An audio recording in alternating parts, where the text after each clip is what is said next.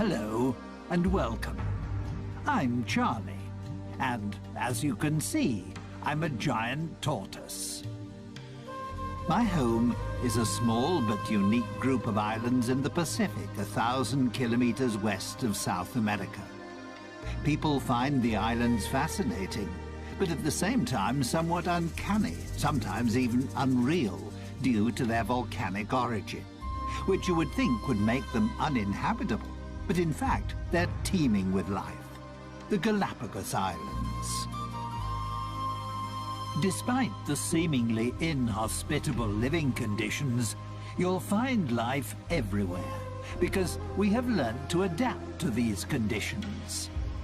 I'd like to introduce you to some of the most interesting creatures who live on the Galapagos Islands. For instance, the Galapagos sea lion. Yes, we'll come back to you later. We don't want to disturb your snooze.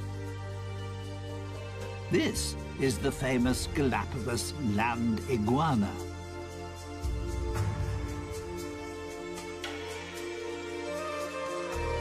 And here, its even more special relation, the marine iguana.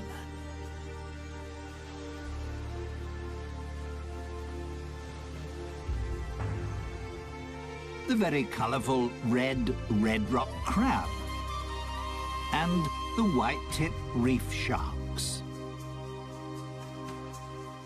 But the islands don't just consist of rock and lava.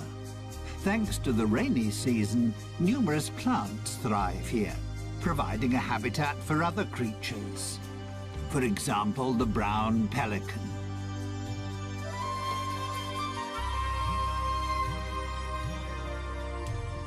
And even flamingos feel at home here.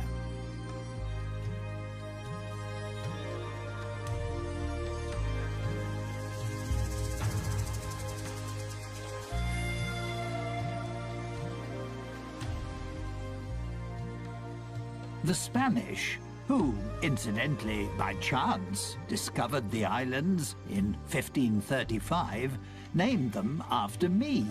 Obviously because I impressed them so much. After all, I am a fine specimen. But first, let me tell you more about the remarkable reptiles on this group of islands. Here we see a prickly pear cacti growing in crevices in the lava. They provide food for the yellow land iguana.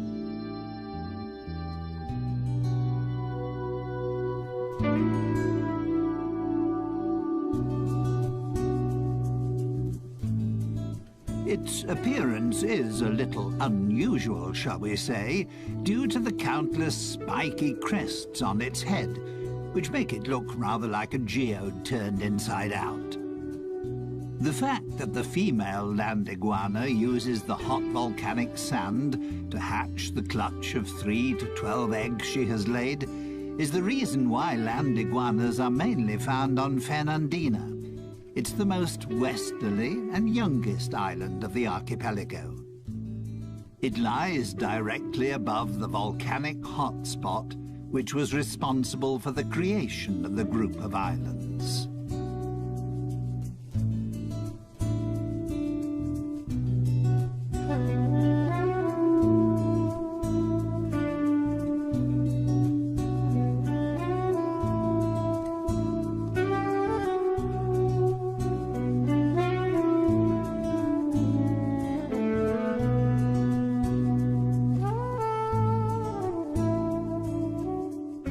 Because the 13 main islands of the archipelago have widely differing characteristics and diverse living conditions, some species have developed subspecies on the different islands.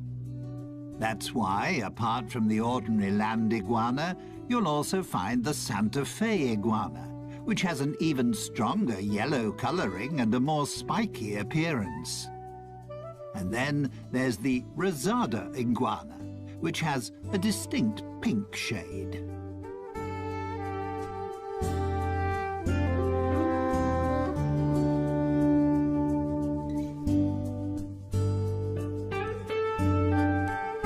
The male land iguana marks his territory by sitting on a rock in full view of everyone. That's his way of guarding the hole he has dug with his partner for her to lay her eggs.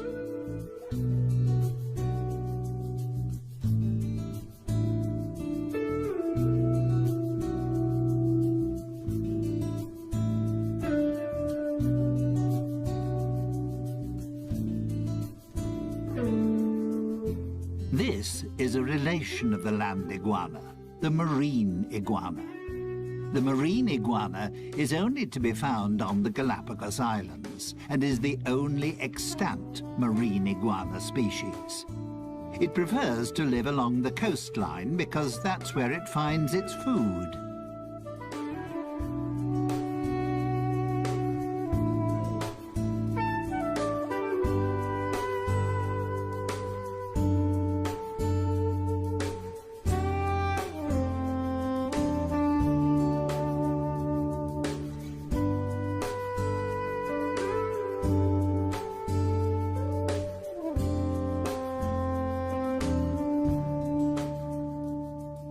It feeds mainly on algae and seaweed. The excess salt it takes in when feeding is excreted through special salt glands in its nostrils.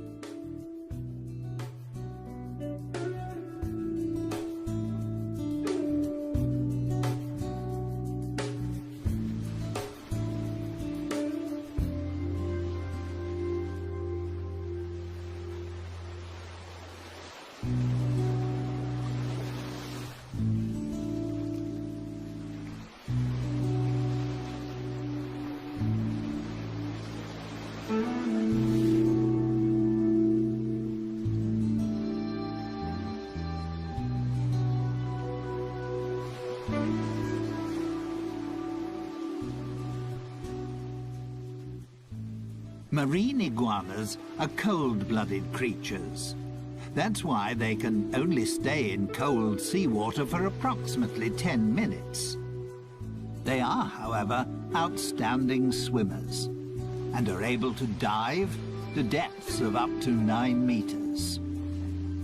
Once they're out of the water, thanks to their dark skin, the sun quickly warms their bodies up again.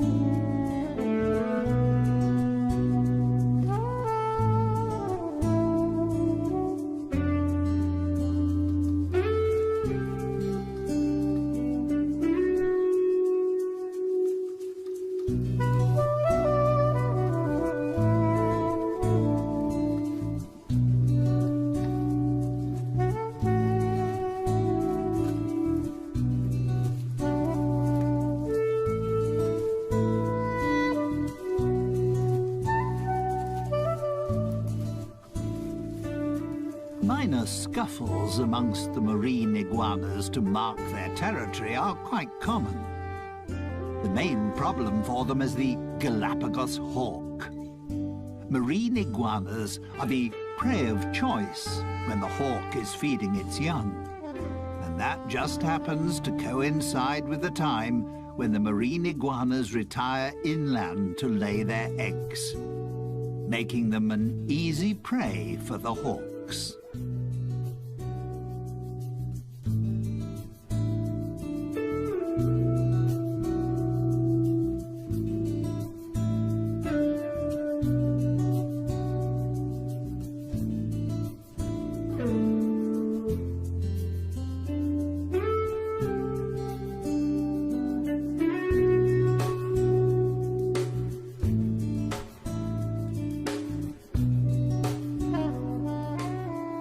On the lava beach, the hawks have little chance of catching the iguanas, as they can easily camouflage themselves.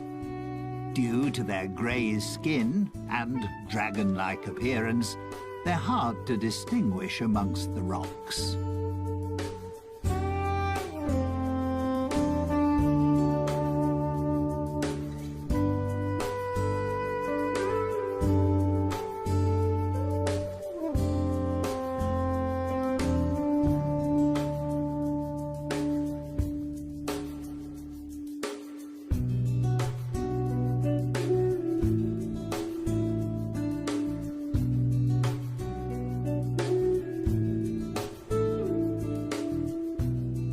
The Galapagos Islands are home to 7 endemic types of iguana.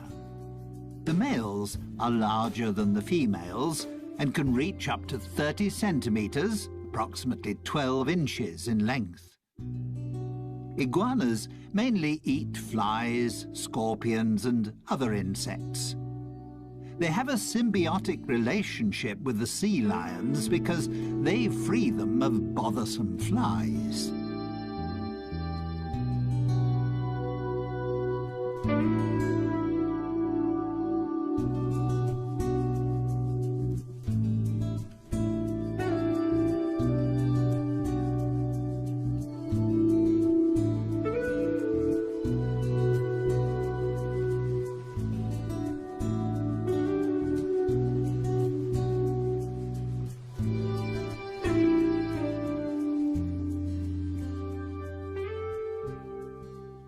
That was all quite impressive, wasn't it? But you can find even more colourful creatures on the Galapagos Islands. These rugged cliffs, for instance, are the habitat of the red rock crab. This agile and inquisitive crab prefers to be in the surf, but doesn't like splashing water.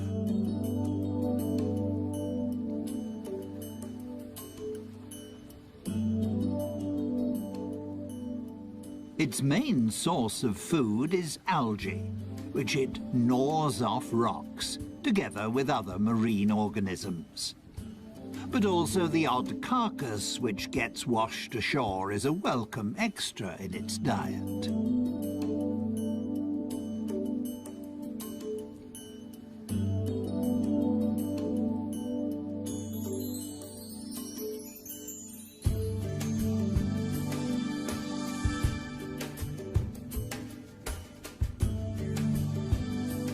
The red rock crab is extremely agile and can move in any direction extremely quickly, which means it can easily escape an attack by seabirds and conceal itself between the rocky crags.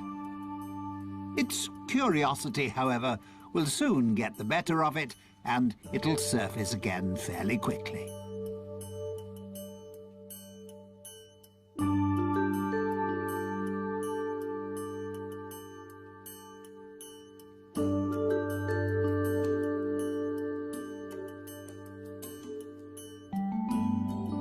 Young crabs have a black colouring, while more mature crabs have a brownish or reddish colouring.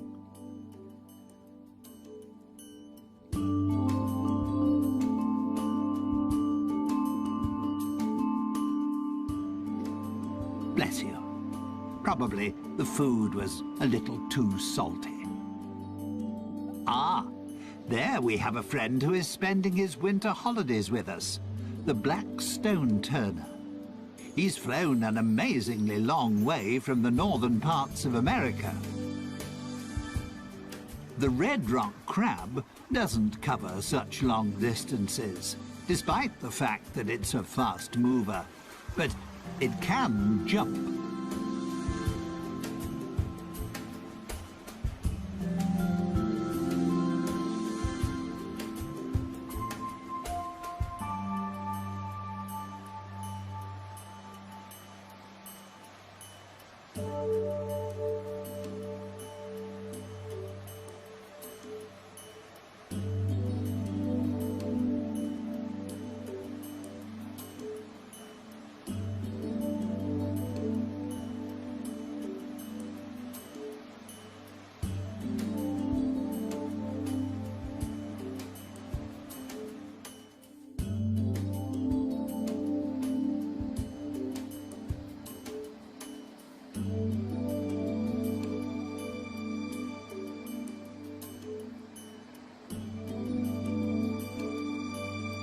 The name red rock crab doesn't mean that nature has decided that all the crabs must be this colour.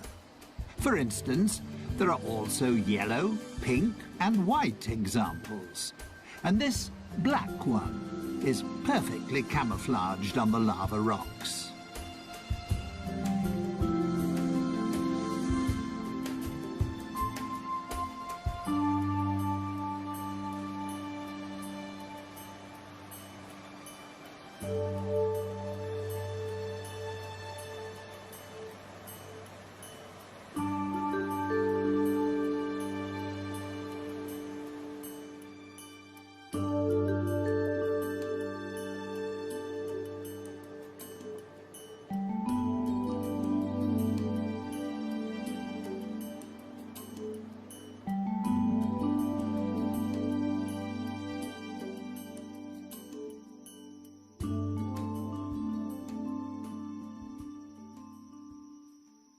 So, not everything is grey and bleak on my group of islands.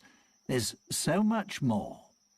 There's one sociable and playful species that adds a great deal to life on the islands, and I'd like to introduce them to you now.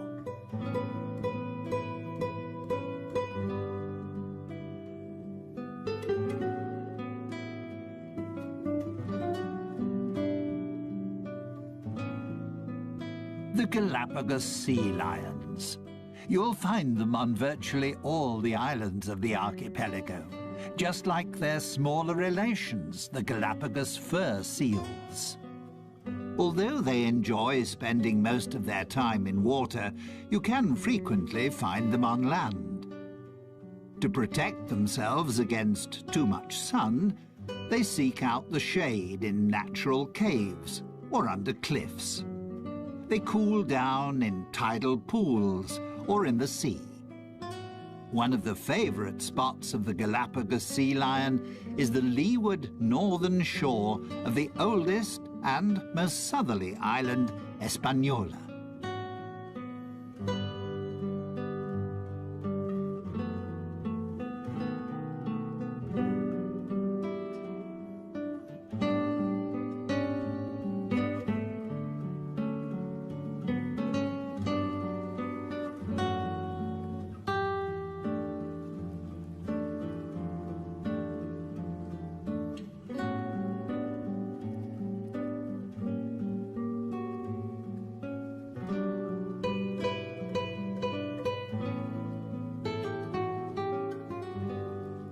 Here's a female with her pup. The relationship between the two is extremely close. Not surprising after a gestation period of 12 months. And she will continue to breastfeed it for another few months. A sea lion pup only becomes fully independent after 3 to 4 years. That's how long it takes for the females to reach sexual maturity.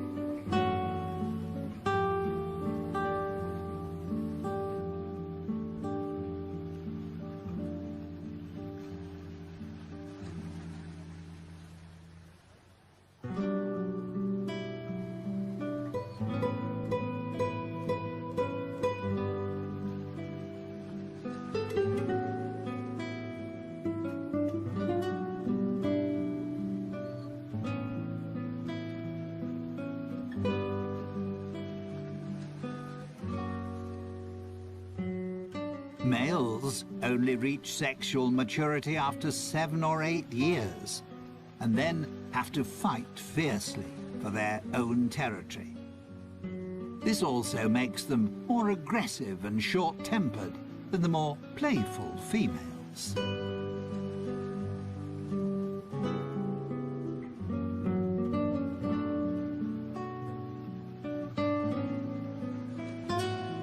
It's not surprising that male sea lions are constantly fighting for their territory and trying to find a mate, because there are far fewer of them. A male sea lion will often have as many as 30 females in his harem.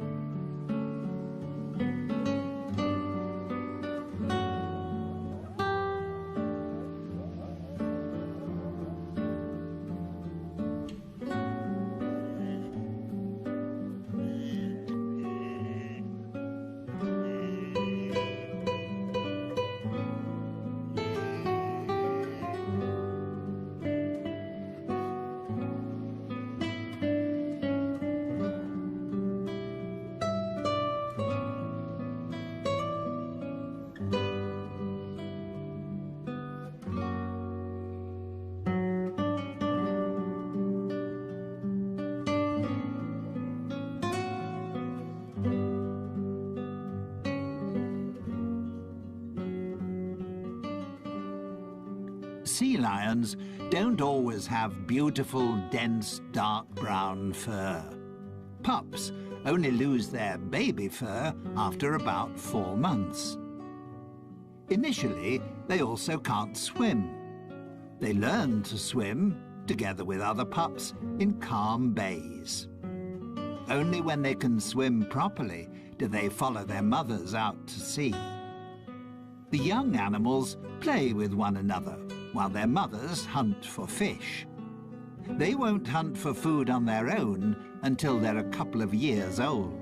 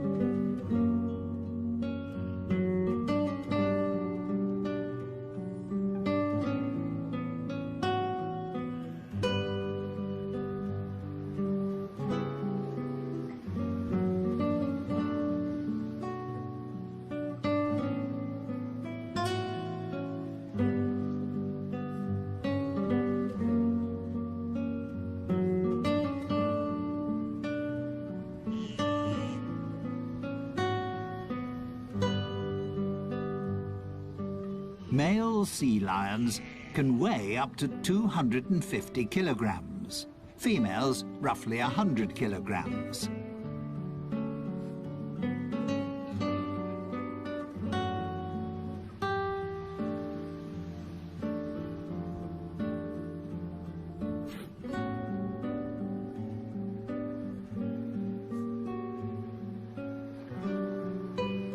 There are between 20 and 50,000 of them on the Galapagos Islands. The reason for the huge difference in numbers is partly due to a weather phenomenon, El Niño. It occurs in irregular cycles and in different degrees of severity. The results, however, can occasionally be disastrous.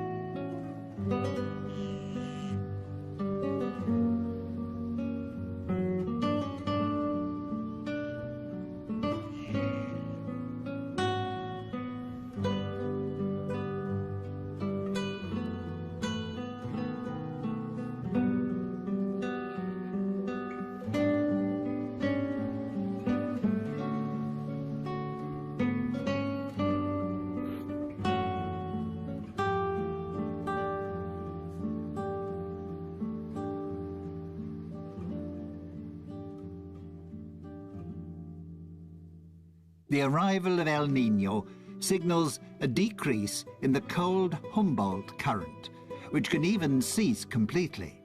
The temperature of the seawater rises, causing plankton and small fish to die. This disrupts the food chain, because seabirds and fish can't find sufficient food. Their only chance is to leave the area if they want to escape their sad fate. The situation can prove fatal for seals, as they no longer find any food, and many starve to death.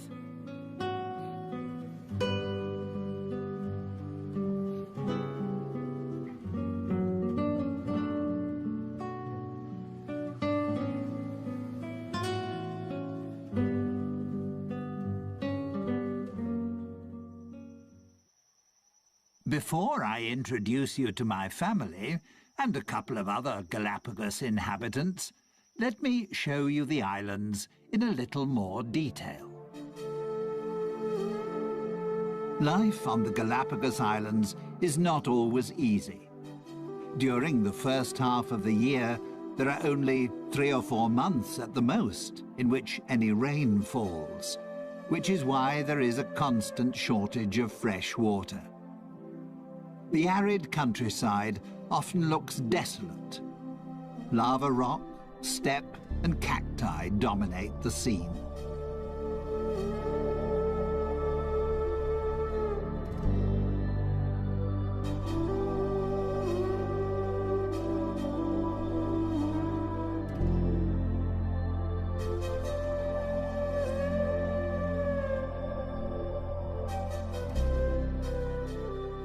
The Galapagos Islands are of volcanic origin. They're the tips of a huge range of volcanoes, a hotspot which is still active.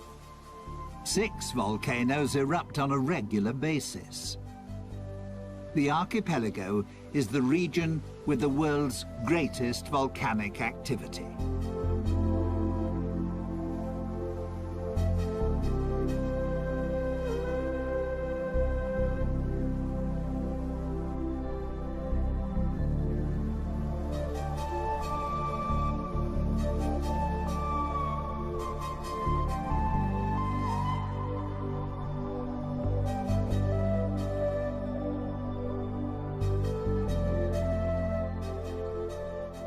And there is another special feature. The islands shift.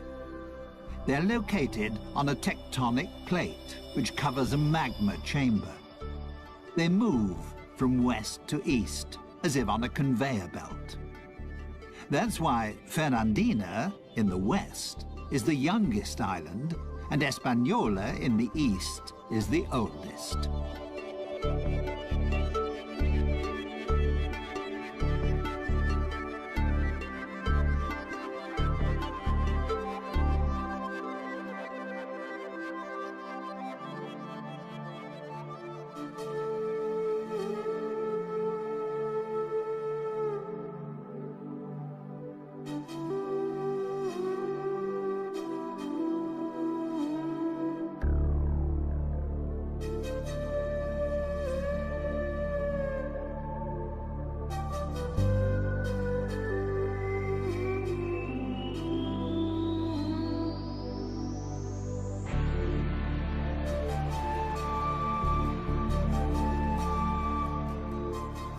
Once the rainy season starts, the islands burst into life. Most of the flowers are a shade of yellow, because there is only one type of bee on the islands, which is responsible for pollination, the Galapagos wood bee. Most likely, the flowers have adapted themselves to its preferred color.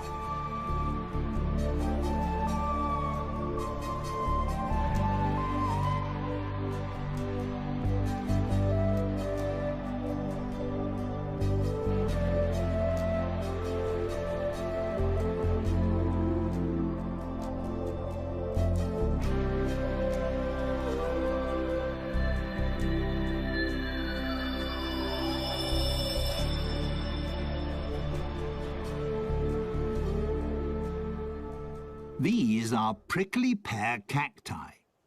They are propagated by the Galapagos rat, which feeds on their seeds. The hard shell of the seeds is crushed during digestion, and after being excreted, the seeds start to germinate. These extremely hardy plants store nutrients that provide food for other creatures. The iguanas certainly have no fear of their thorns, and also for my fellow tortoises, they provide a welcome change to grass.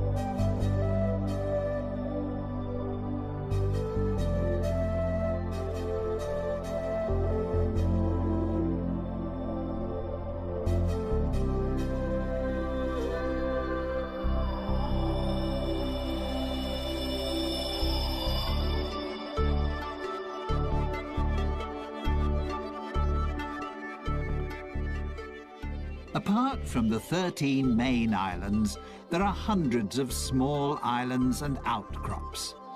Some of them are several hundred meters high and provide breeding grounds for the numerous seabirds.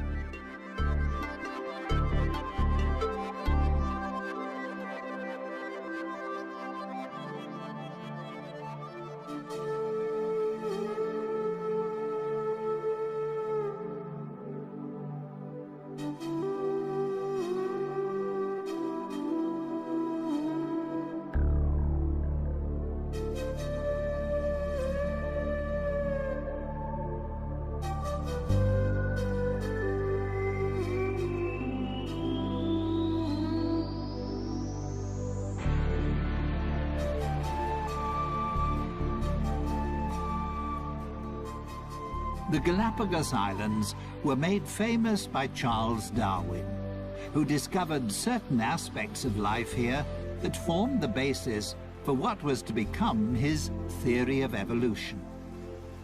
During his worldwide voyage, he visited 4 of the islands in 1835.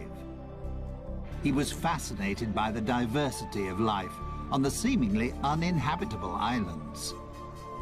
He also found that there were tortoises on the island which had slight variations in the shape of their shells.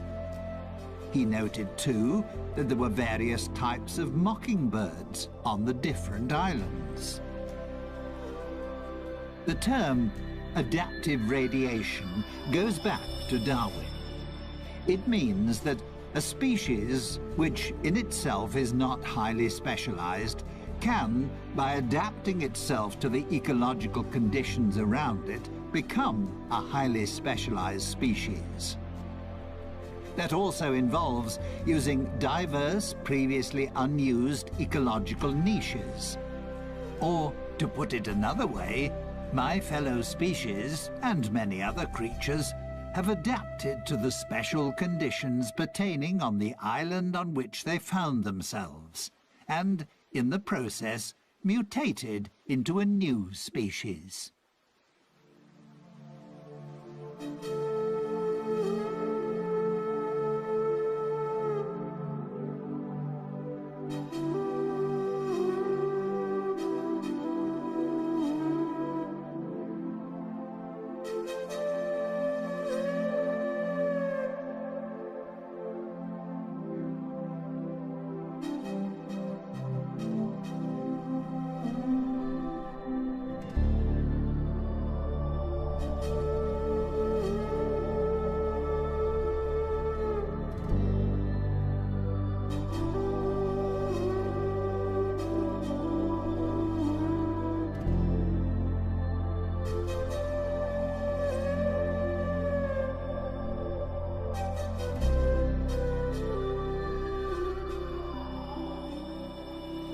A gathering of white-tip reef sharks.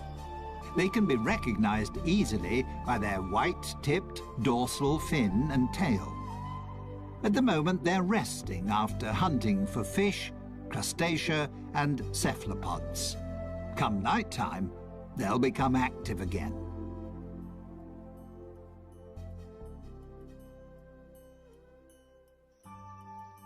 This is my family.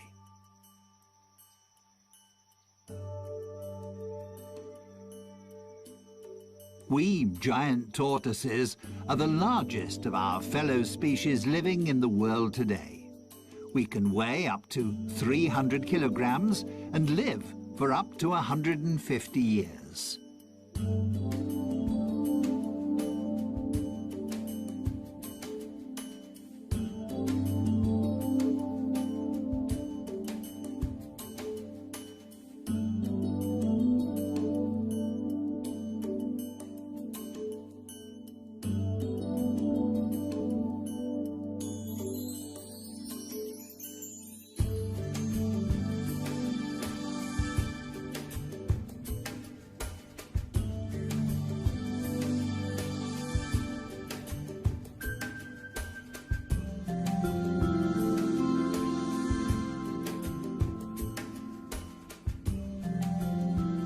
Some of my relations don't have a dome-shaped shell, but rather a more saddle-shaped one.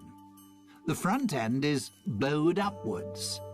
That's particularly useful when you need to raise your head up to reach taller plants.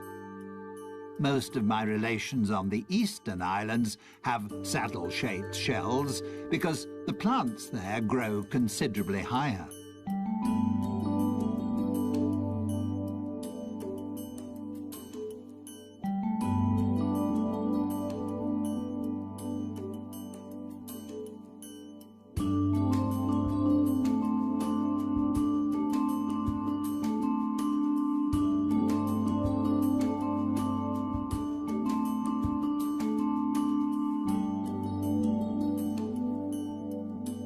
Like the iguanas, we giant tortoises have concluded a pact with the small birds that live on our island.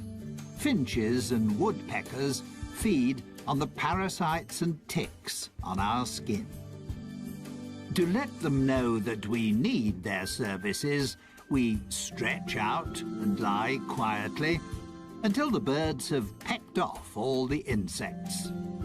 It keeps us clean and makes life a little more comfortable.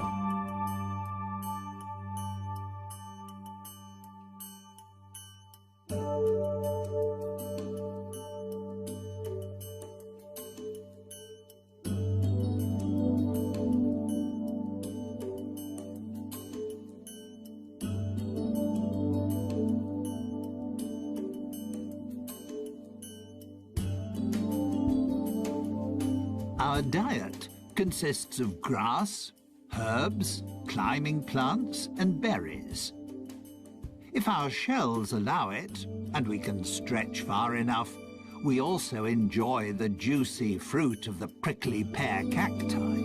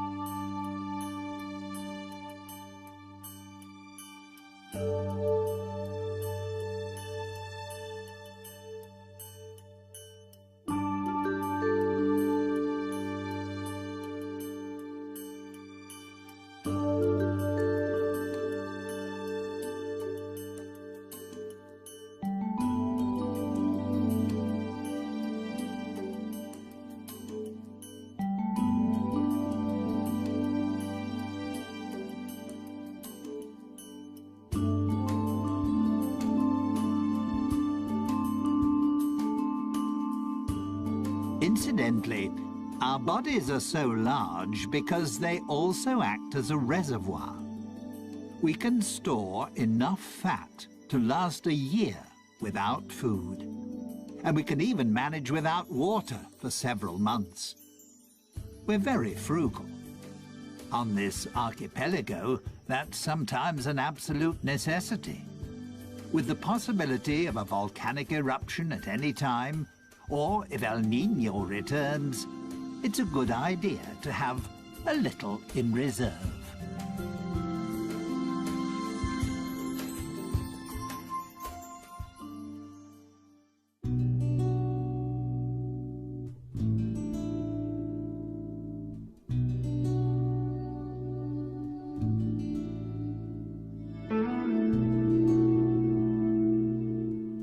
Well, that was my family. They're nice, aren't they?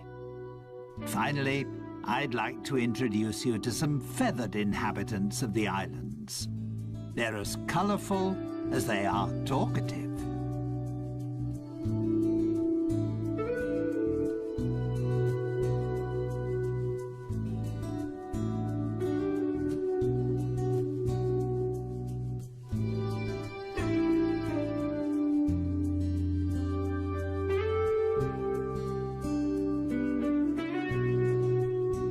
The roughly 500 flamingos which live on the Galapagos Islands are immigrants from the Caribbean.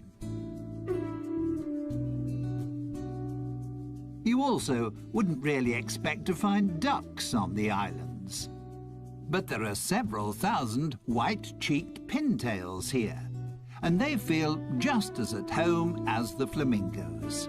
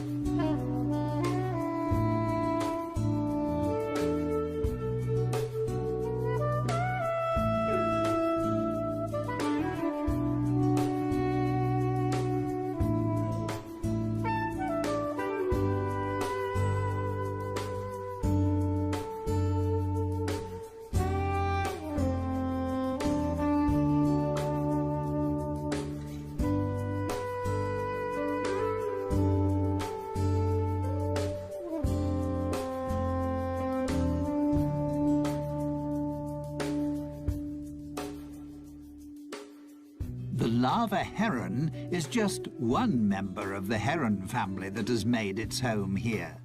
They feed off the plentiful supply of fish, just like the brown pelicans, one of which is just cleaning his plumage.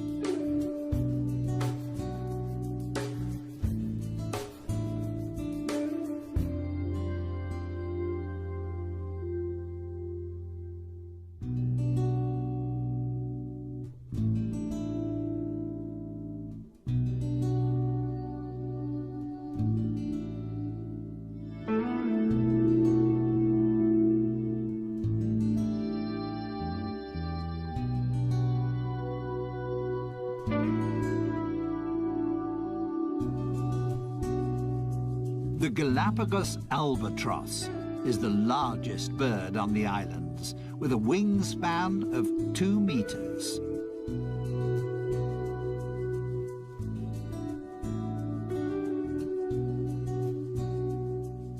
Some 12,000 couples breed on Hispaniola, virtually the whole world population.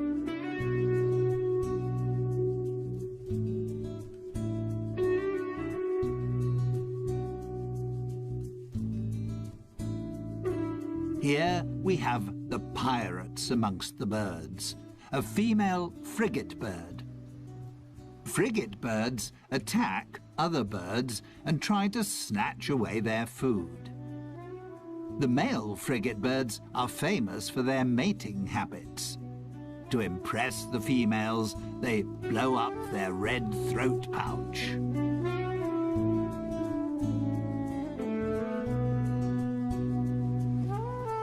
Someone else who appreciates the cold waters of the Humboldt and Cromwell currents is the Galapagos penguin.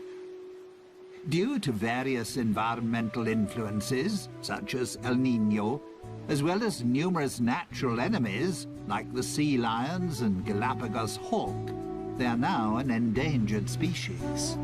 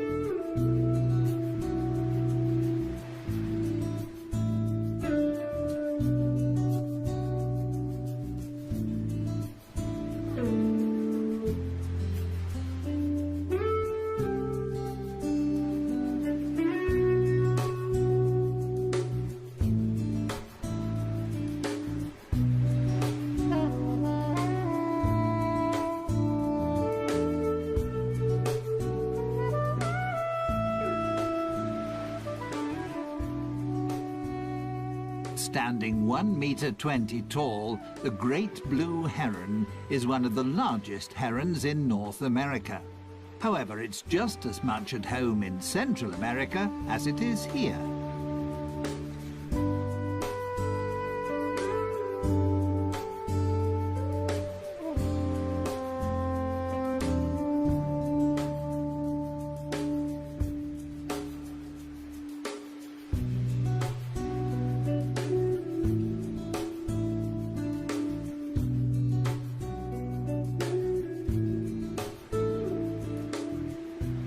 Stalking the beach, on the lookout for fishes, crabs or algae, is a dusky gull. With just 300 to 400 couples, it's one of the smallest gull species in the world and endemic to the islands.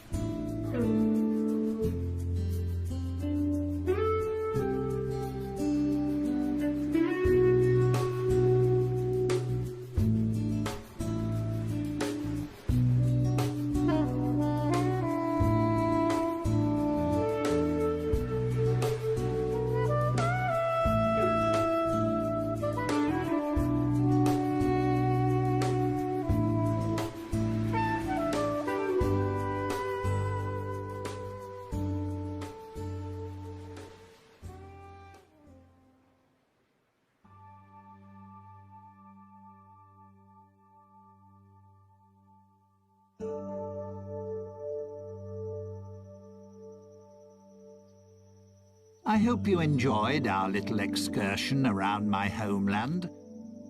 Time for me to be getting back to my family. And time to thank you for your visit and to say goodbye.